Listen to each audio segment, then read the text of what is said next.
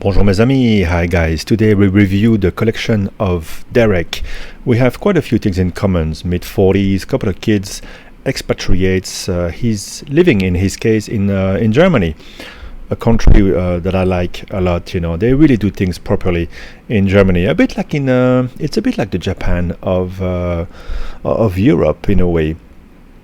And he tends to work from home at the moment. He loves guitars. Like me, you know, he's refined his guitar collection. I've done the same, and once I had really the one to rule them all and a couple of other nice ones, I kind of stopped buying guitars, or at least, it would take something very special to come into the collection. Now, in terms of watches, he's got the same sort of approach as with guitars. He doesn't want to have watches that he doesn't wear. You know, personally, I have a box with the watches in my rotation, and another box for the watches which are more for collecting, which I hang on to because, I don't know, I live in that sort of dream that maybe one day I will be doing something with them, or maybe I want to keep them for my kids. But you know, can you really keep a watch for 12, 15 years? I'm not really sure. If you don't wear it, maybe it's a bit of a waste, because there will be always other watches. Anyway, that aside, he seems to like Omega Aquaterras. He would have more than one if he wasn't trying to sort of stick maybe to the idea of having one per brand, although he's not really married to that idea. And he prefers watches that are wearable daily, not necessarily sports watches. But he does prefer the watch on a bracelet, sometimes put it on the strap. He doesn't want something too fragile, you know, the really dressy type of watch. And his collection is very much comprised of two different families there. There's 3 or 4 modern quality pieces, and then there's a few sentimental pieces. So before we get to what he's asking me, and also talk about what he's had, because he's been through a few different watches. Let's go into the details of his collection. And for reference, he's got pretty big wrist, 19 centimeters. So that will be quite important as well in our decision to advise Derek on where to go next. He's also on the wait list for a couple of heavy hitters, very nice watches. Anyway, in the collection, first the sentimental pieces. He's got the Timex self-wind from his grandfather. He wore it on a Spiedel Twistoflex band that Derek still has. Right now it's on a pearl strap for more comfort. Very, very nice piece. He's got his father's Seiko World Timer. Funnily enough, Seiko reissued that watch, in gold PVD a couple of years ago, and I grabbed one. I thought it was kind of cool to show my kid and let him play with it. And someone, shout out to you, Vincent, if you're watching, was asking me about this watch because it's actually very hard to find this reissue. Bizarrely enough, it's kind of cool. Anyway, he says that his dad used to wear it on the matching gold bracelet, but it was switched out to the leather strap by Derek. A lot of the gold finish was worn off on the bracelet, and he says his dad used to have a lot of Seikos, usually cycling through them, owning one at a time, and I think Seiko is in the hearts of everybody, including Derek's. Then he's got the Seiko University of South Florida, a gift from his parents when he graduated college at USF. And that was his very first Seiko, so sentimental piece, 36 millimeters, quite small for him. But he used to wear it every day for the first 6 to 7 years of his career. Very cool. Same for me. I was wearing a Seiko for, I think, first 6 years. I was here in Hong Kong, actually. He's got a Seiko Kinetic, the first watch that his wife bought for him as a Christmas gift. His wife chose it because it had a similarity to the Aquaterra that was already in the collection. And also a gift from his wife is the Seismont Holger Dante. Is the one with the sort of a skeletonized dial, open dial, and it's engraved in the back.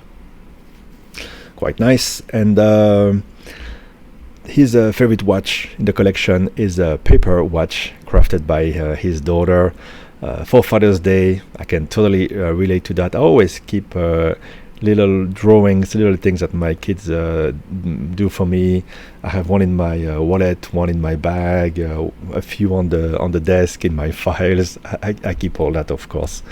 And she kind of modeled it to the Vacheron Constantin Historique American 1921. That's one nice watch to draw indeed with the off-centered dial.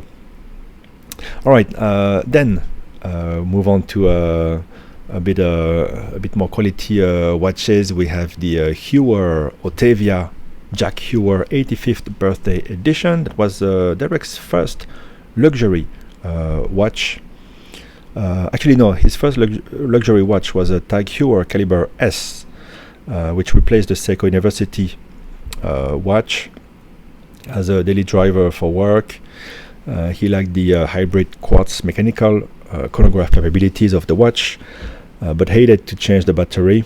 It lasted just a year if you were using the chronograph a lot. And then he bought this Otavia not long after seeing it for the first time, and loved the silver panda dial. I think like many people, really like the tag and the Heuers and the tag Heuers. And he liked the combination of the minutes, hours bezel. And he prefers that to the more contemporary Tag Heuer models. I think that's fair enough. Very cool. Then we have the Rolex Explorer 214270, same as me. He loves it, despite the lack of a date. But and he's slightly more worried about wearing it now because it was discontinued and the price has gone up. I kind of feel the same, but I'm just wearing it because you only live once. And the Rolex Explorer, this one especially, is really a lifetime watch. So go for it. He's got also the 41mm Aquaterra. His first automatic luxury watch. It was the same for me, actually. I had the smaller version because I have smaller wrists. And he says it sets the bar to which he measures every other watch against. He wears it the most, and he feels it's the perfect combo between dress and sporty, very comfortable. The only dislike was the same for me, is the lack of the macro adjustment on the clasp. But other than that, he keeps it a bit loose, and that's the way to wear them. That's the way you wear the older watches as well. I just got a 5-digit GMT Master 2. You keep them a bit loose, so when your wrist expands a little bit, you feel just fine. I think the Aquaterra is a fantastic watch. I had one for a long time, really enjoyed it a lot. And then when I got the Explorer, if you were asking me to choose, I would go for the Explorer. So eventually, just to release some money, I sold my Aquaterra. But it's a perfect watch, between the dress and the sporty. A couple of things I don't like so much, but it's a great watch. And then a brand new watch that I've been interested into reviewing. I don't think I will buy it because it's around $3,000 US. I don't really want to put that into that watch for the moment, but if someone in Hong Kong hears this and could lend me his, that would be great. It's the Longines Spirit Zulu Time that it just came out this year. So what I really like about this one is that they've really, well, apart from the size, which is 42mm, which is great for Derek, they've really gone the distance to make everything just like what the watch lovers want. And Most importantly, they designed it to be more like a pilot style watch with a bigger Arabic numerals, which distances it from the Rolex GMT watches. Very cool. So what Derek says is he purchased it just a few weeks ago, really loving it so far. He used it on a trip away from home. It's comfortable and accurate. The movement in it is a true GMT, and it's made specially for Longines. You could say that it's in-house. It's from the same group, just like any Seiko caliber is in-house. Anything from the Swatch group made for Longines, it is in-house, really. And he got it on the metal bracelet, but plans to buy the leather strap with the macro adjust deploy and clasp as an alternative. He got it online, arrived the next day, everything went well. So there you go, you have a cool GMT, interesting one. It looks good. You've got the your Heuer as a chronograph, which you still love. If you're from like us from the 70s, it's a look that you can that appeals to you to this day. The Tag Heuer look. Then we have the Aquaterra and the Explorer. Okay, very cool.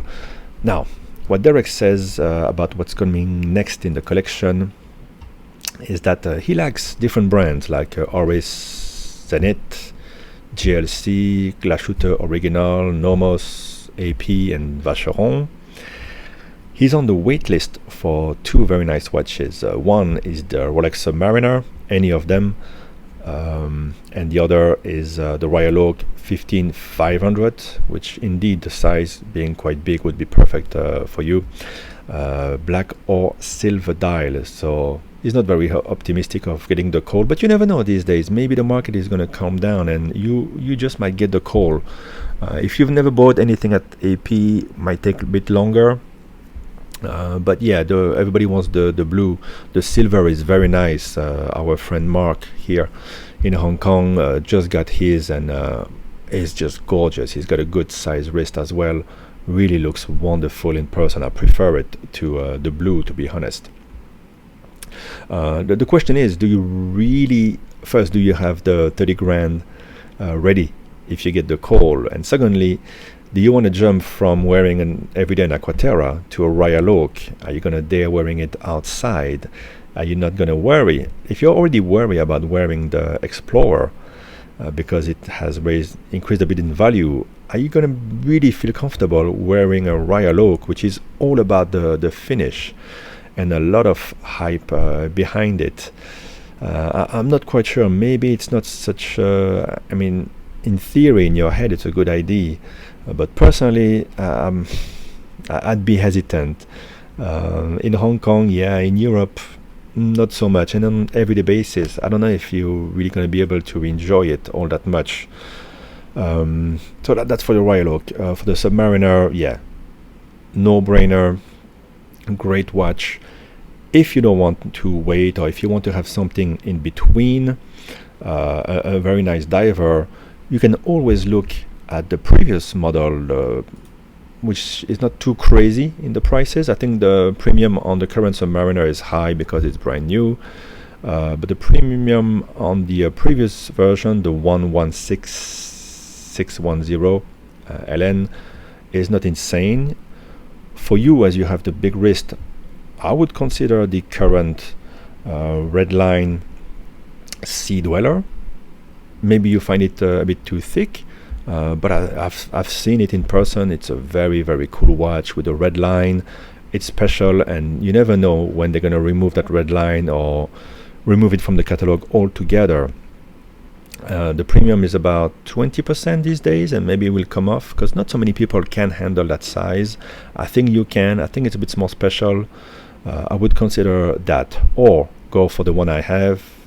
Yeah, no, the premiums are too high now, the 116600, or go for the vintage. You can never go wrong with the neo vintage stuff, the 16600.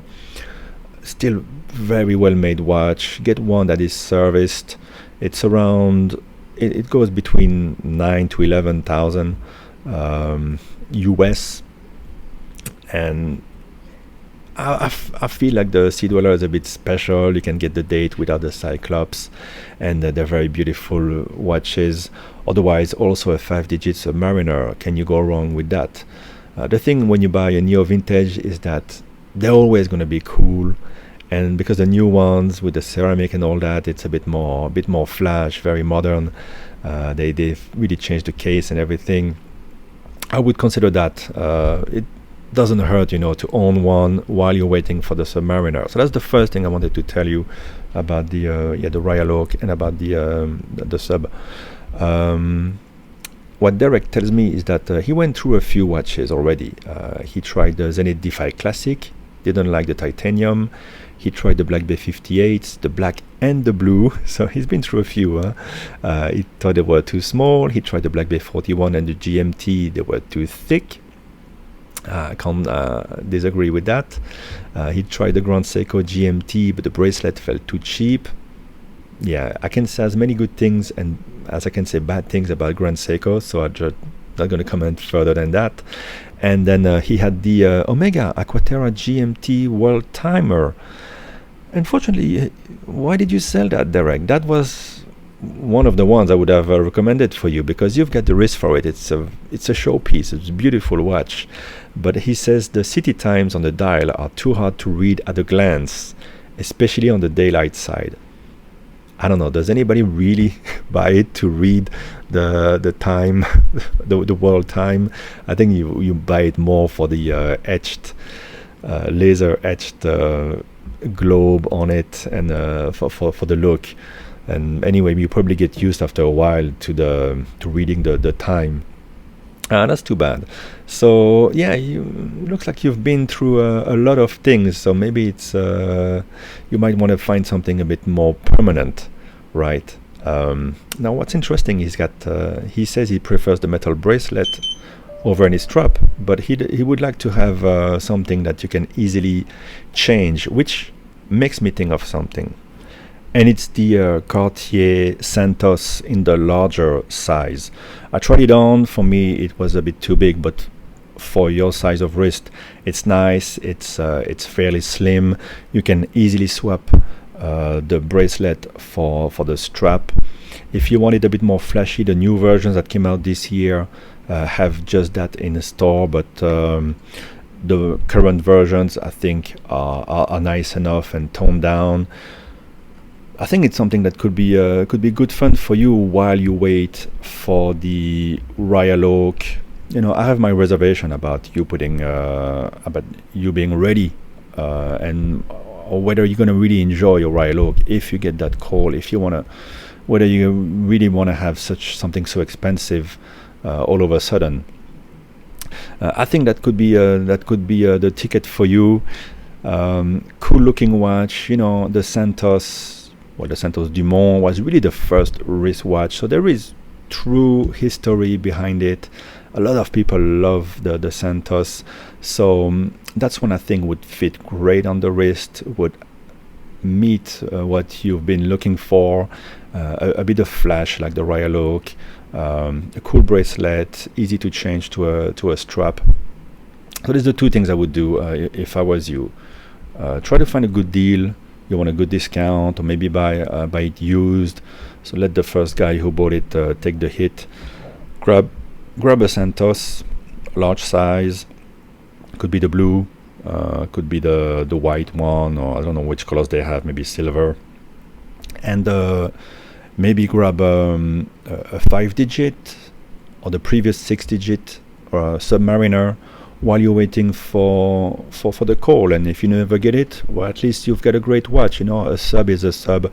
They're always cool, whether you get the old one, the new one.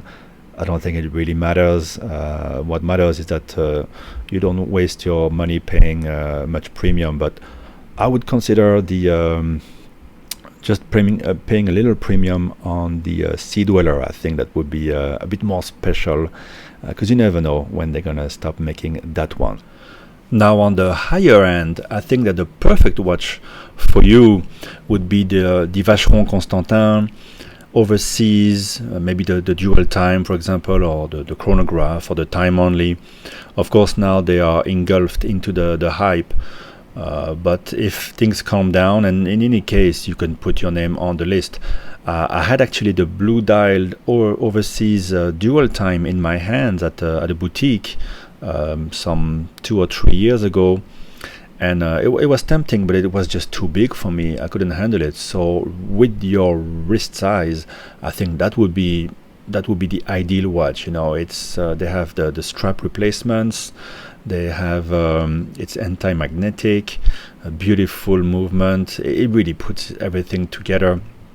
I think that is really one that you would enjoy, and probably more durable and less, a bit more trouble-free than the Royal Oak. But up to you. I think that one would be really, really adapted to your wrist. So there you go. That's the way I see it. Thank you for sharing your collection. Guys, let me know in the comments if you have any other idea.